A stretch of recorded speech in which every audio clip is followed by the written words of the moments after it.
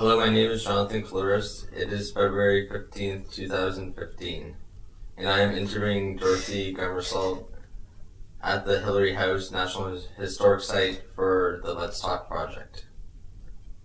Hi, how are you? I'm fine, thank you. How long have you been living in Aurora for? I've been here 15 years, probably 16 by now, but 15. And I moved up here to downsize, and I wasn't born here. However, the family came in 1851 and settled in south of Richmond Hill, which would be Langstaff. And they had a large family of about 12 children. And when I counted up all the grandchildren, they were 69. So they kind of expanded all through the southern part of Ontario. And however, my line particularly stayed on Yonge Street. And my connection to Aurora is that my aunt and uncle owned a farm over in Snowball, which is just, down towards the end of Wellington. And I would visit them, and I'd be a small child at that particular time. And however, we would come over, as I said it many times, we would come to Aurora for ice cream. And that would be at Cousin's Dairy, I assume. I was too small to remember that. So that's my connection, really, basically, other than getting in just living in the proximity of Yonge Street, which is, the longest street in Ontario, and, visiting relatives and farms and things. My parents owned a dairy, North York Dairy, and we would have to deliver milk, to a particular area. So we got to know those people, and so I was just busy. I was, delivering milk and milk bottles and all sorts of things. So does that answer the question? Yes, it does. How were the roads in town at the time? Pardon? How were the roads in town at the time? Well, I remember pretty rough roads. They weren't paved, particularly when my father would take the milk truck and he'd come up Bathurst. And isn't it Bathurst that we connect, and then you go into that little Snowball area? And I can remember coming across Wellington that was not paved. Or if it was pretty pretty rough, Yonge Street was paved because I was born in 1935, so 34 Yonge Street was paved, and but the other side streets they weren't. So I had a rough ride. You were part of the Royal Canadian Navy? I was. I went in nursing at Women's College in Toronto for 3 years and got my diploma. And then I had 3 brothers, 2 brothers and a sister that were in the Army, the Second World War, and a brother-in-law that was in the Navy. And because I only had one brother-in-law, I chose his suggestion that I go and join the Royal Canadian Navy, which I did. And as I said to Prince Andrew when I met him last year, I believe he was here for lunch with the Queen's York Rangers, I said to him, he asked me when I joined, and I said, I started the process in 1956, but joined in 57. And he was curious as to what my uniform was, because he was a nursing sister's uniform, but I didn't have a veil on. If I had the veil, he would have known. But I said to him, and the occasion which he asked me was that was the beginning of the Cold War, 1957. So I did what they called a short-term program, and after 3 years I left the Navy, but I stayed on the shores of Vancouver for another couple of years, and was still, connected to the ship that I was on, which was a Esquimalt. So not quite the smooth, but anyway, that's what I did, and I had a great time. How was your time? How was the experience like? Working in the military hospitals, Yes. that sort of thing. Yeah. Well, it's was certainly different. One of the ships was out for a period of 6 months, and those fellas came back, and they had to go through all their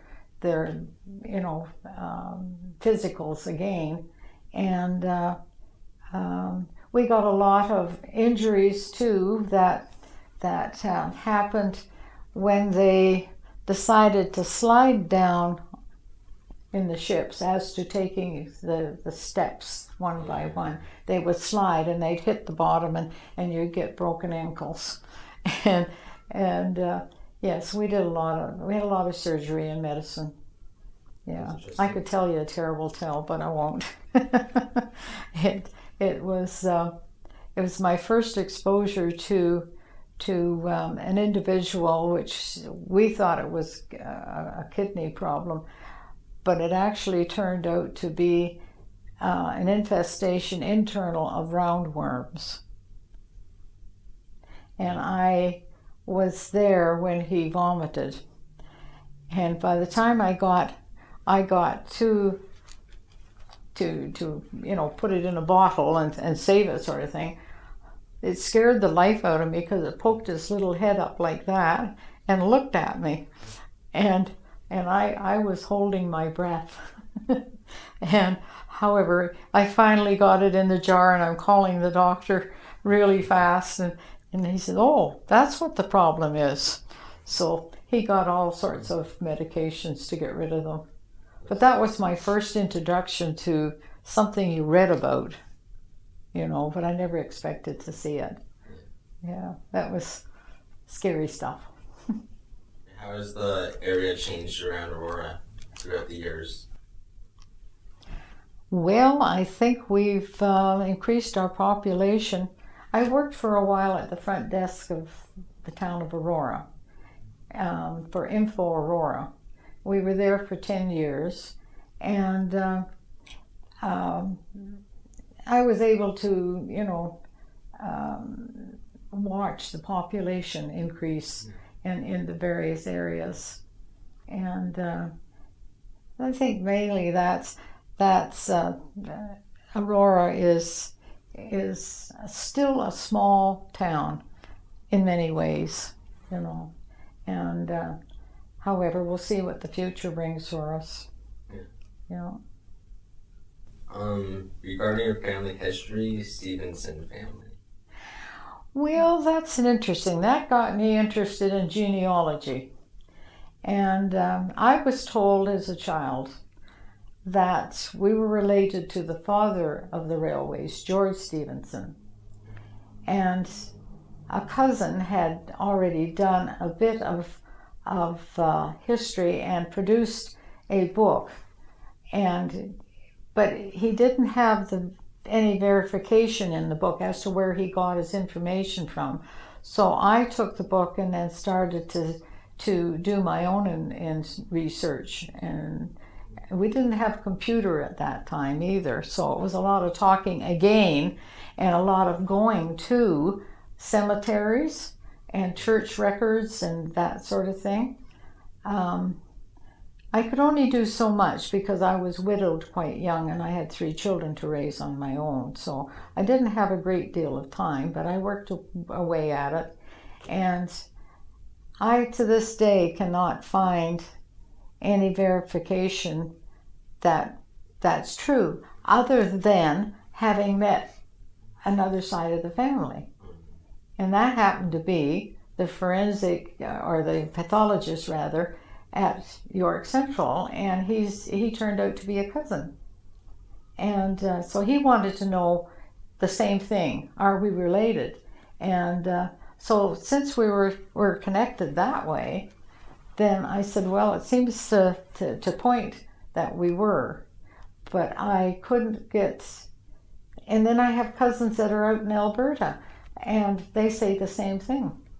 So I haven't been able to get into the genealogical information in England is where we verify. Even the name Gummersall is an interesting one too, because that joins it to the War of 1812. And the Gummersall is interesting because Thomas Gummersall Anderson is the sixth child of Captain Samuel Anderson, War of 1812, whose friend was Captain Thomas Gummersall.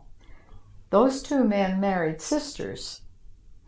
Thomas Gummersall on this side did not have any children. So his friend named Thomas Gummersall Anderson, and he turned out to be the first superintendent of Indian Affairs for Canada. Well, that's quite interesting. So there's a lot of history there with genealogically that you could get involved in if you have the time. Yeah. So yeah, genealogy has been kind of my interest. That's pretty cool. Mm. And you were involved in a church? In church? Yes. I've really had 70 years of singing in church choirs and always connected to the church. As a young girl, there was the Canadian Girls in Training, which was the United Church, and I attended those as part of that. Moved then in my teen years to be with the Anglican Young People's Association, and then I went in training at the end of that time. And wherever I went, wherever the military sent me, I would always attend a church and I would always sing in a choir. So I've been in a lot of choirs no matter where, you know. And so at the moment I'm kind of on a sabbatical from church choir. I've that's been one of the strong points of my lifetime, was to belong to the church choir. So the whole family was musical. That's the unfortunate part, I guess. Last year, not last year, the year before, we were singing Handel's Messiah down at the Presbyterian Church in Richmond Hill. And my aunt, who was the organist and choir director for St. Mary's, Richmond Hill, was buried in the cemetery behind. So I came down to sing with the Presbyterian choir for Messiah. So afterwards I said, I think my aunt must be turning over by now. I said, she was a beautiful contralto and I'm a squeaky soprano. Mm-hmm. So anyway, yeah, they were all musical. All musical. How about your volunteer time at Info Aurora? Well, I did 10 years volunteering there. Usually I started out doing Monday was my day. We had other, volunteers for the other days and whatever time you could donate. But I always did full day on a Monday. And I was also the emergency person to call if somebody was sick or that they couldn't get in, because I was living just sort of behind the town hall and I could get there quickly. And yes, it's some people are quite comfortable chatting with people and others are not. And to just have somebody walk up to you and then you have to solve a problem is quite tensing for some people. It's kind of hard. One of the girls that we had, I felt sorry for her because she wouldn't answer the telephone. If she was working with me, that was fine. I answered the phone, but she was apprehensive for fear of what might be the call, you see. And so yes, we would get people phoning us that we would direct them to the police, because that's where the problem would go. It's problem solving is basically what it is. And lots of interesting questions that, like, well, there's a swan on the road. Where did the swan, what do I do about that? And questions like that and then there was all the, well, where do I go to get something done, not only in the building, but I remember directing one man to to a lawyer because of the difficulty he was having. And I called the lawyer's office and said that he will send him right down, so I solved his problem for him. And there was just, every day there was something to solve, I enjoyed it. It was a little bit like this, like the emergency room, people coming right in and you just have to make them feel comfortable so that they can get their questions out. Yeah, I enjoyed it. Cousin Stary. That was the ice cream cones as a little girl. You see, I'd go to the farm, and my father tried to put me on a horse, and I would, actually, it was one of the movies I was watching. The son was on the horse, and he had the plow behind him. Well, that's what my father was trying to get me to do, only it didn't work out that way. I should have been a boy, I guess, but I got off the horse, and that was the end of that. I might have fallen off it, for all I remember, but it just was not my thing. What is your most memorable Aurora moment? A moment? Yes. Oh. Well, I would have to say meeting Prince Andrew, rather. That was, I had met some of the royal family before when I was in the military. Princess Margaret came through, and I was a couple of feet from where she was being escorted. And then there was the Queen Mother before she passed away. I met her down at the Toronto City Hall, city, and she was coming up, and I was standing on the edge, and I happened to say, "Oh, isn't she cute?" Because I expected her to be taller. I don't know why, but she was short, and she was cute, So, and then she stopped, and she must have heard me. I was embarrassed. I stepped back and hid behind a gentleman so she couldn't see me. He was nice and tall, and I just hid. And she stopped and she looked around to see where the voice came from. I was really embarrassed, but she was cute. So I just got to know a lot of people and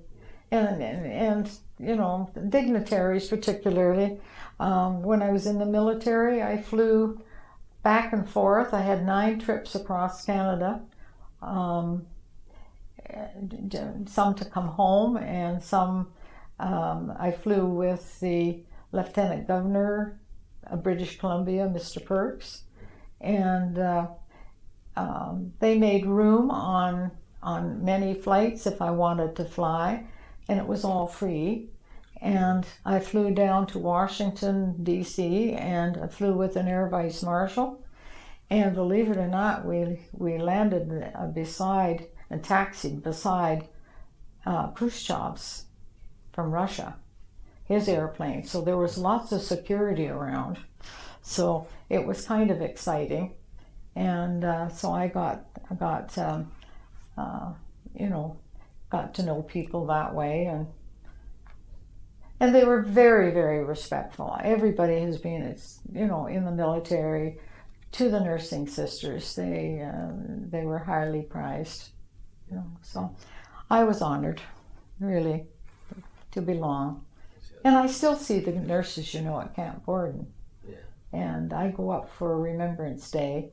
And the last few years I've been able to put a wreath down for whatever organization. Some years before the Afghan war really got, I did the wreath for the mother. And so that was quite an honor to do on that part. So anyway, that's info Aurora. Aurora was just meeting. I now when I go shopping, people do a double take. It's, where have I seen you before? And I say, paying your taxes. So yeah, front desk. That was an interesting part of my life. When I came up here in '97, I was with the Richmond Hill. I'm the founding member of the Richmond Hill Historical Society, along with Pat Hart. Because when I moved up there, I moved to Richmond Hill from North York, where I belonged to the historical group there. So I moved to Richmond Hill and was, busy with groundwork of getting that organized, simply because there wasn't anything. And, you don't need a university degree to start something. There was a need, and I got busy to fill it. And so I knew Pat Hart from North York, and a lot of the pictures and things that my mother had went to North York. However, in amongst her etchings, I did find one of the pictures that belongs to Aurora, and that was the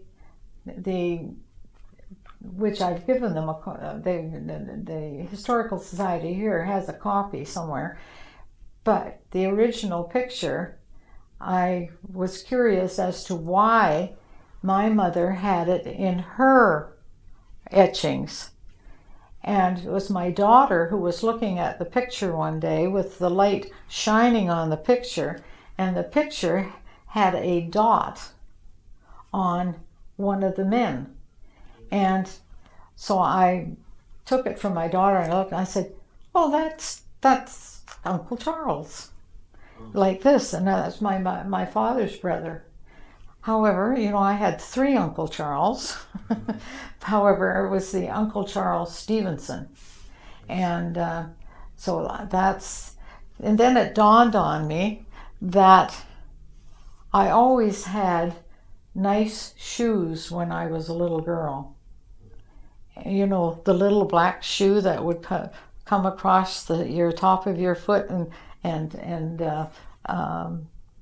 attach at the side. I had always had those, and they were always nice and leathery and that sort of thing, but I always had nice shoes. So that's the connection, I think, to Aurora with the leather company, that he probably worked with them for a time, because he's in that pictures, and I think there was 300 in the picture. Pretty close to that, I think. Yeah. So I was trying, to Jacqueline didn't recognize it, though neither did John. Unless they've changed their mind by now. I don't know. But when I first tried to track it down. So that's another, and of course, when I traveled around Ontario with my parents and that, and we had relatives up in Gravenhurst, we would always take Yonge Street was always the main route to go anywhere, was Yonge Street. And so I have long memories of that. And the streetcar even. My mother would give the streetcar driver 25 cents to let me off at Richmond Hill. I'd get on in Willowdale and let me off at the station in Richmond Hill so I could visit my aunt. Yes. And she would meet me, of course, and then I'd go and play with my cousins. And she would phone her, and our first phone number was 54. in Willowdale, 54. The old kind. Not this kind. Thank you for coming in. Oh, you're welcome. Thank you. Doing the interview for the Historical Society. Yeah.